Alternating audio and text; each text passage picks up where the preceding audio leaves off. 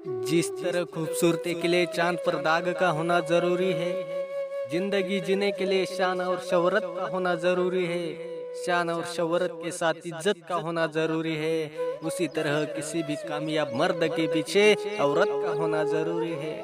Doctor Babasaheb आंबेडकरांच्या यशामागे होती त्यांची पत्नी रमाई, जिने सुख दुःखामध्ये बाबासाहेबांना साथ दिली, हीच तिची कमाई।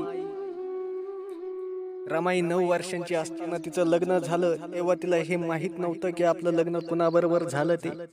एका वादळाबरोबर तिची गाठ बांधली गेली होती। या वादळात तिची किती होरपळ, किती परवड होणार होती हे तिला असं ठाऊक नव्हतं। रमाईच्या व्यक्तिमत्वाला हजारो पदर आहेत, त्याच्यातील एक तुम्हाला मी सांगतो। एकदा बॅरिस्टरची पदवी घेऊन बाबासाहेब भारतात येणार अशी बातमी येऊन धडकली आणि घरात सगळीकडे आनंदाचं वातावरण पसरलं गेलं। रमाईच्या आनंदाला आनंदाचे धुमारे फुलले। काही वर्षांची ताटातूट आता संपणार होती, जणू ऐन वैशाखात गारांचा पाऊस पडणार होता। याच आनंदाच्या भरामध्ये बाबासाहेबांचे मोठे बंधू बाळाराम यांनी घरातील साऱ्या मंडळींना कपडे घेतले। रमाईला काय घ्यावं हे त्यांना कळेना, म्हणून त्यांनी रमाईजवळ काही पैसे दिले आणि म्हटलं, बहिणी तुम्हाला काय हवं नको ते घ्या। अरे रमाईला एवढे पैसे बघून तर रडूच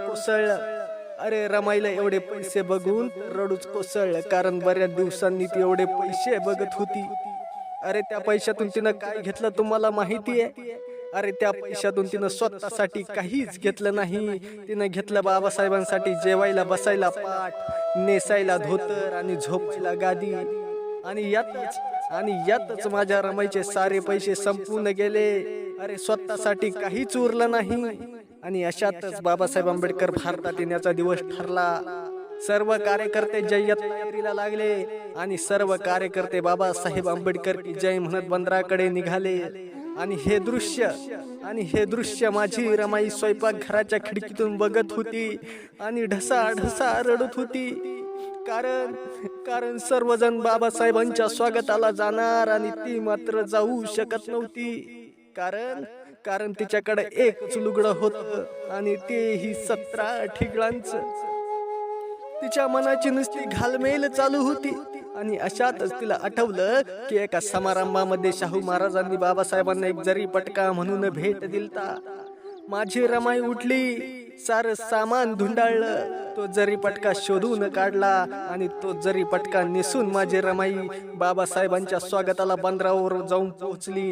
एका कोपऱ्यात उभी राहिली आणि अशातच बाबासाहेबांना घेऊन येणार ते जहाज बंदरावर येऊन ठेपलं। सर्व कार्यकर्त्यांनी घोषणा दिल्या, बाबासाहेब आंबेडकर की जय, बाबासाहेब आंबेडकर की जय। बाबासाहेब हळूवारपणे त्या जहाजातून खाली उतरत आहेत आणि ते मध्येच थबकले।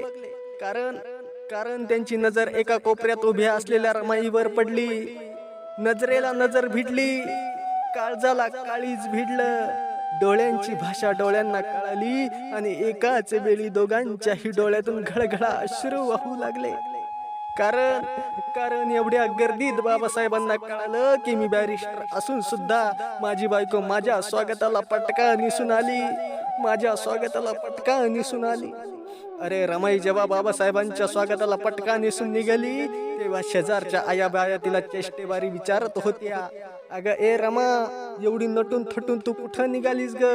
तेव्हा रमा एवढंच बोलली, येणार बाई परदेशी साहेब माझा, येणार बाई परदेशी साहेब माझा।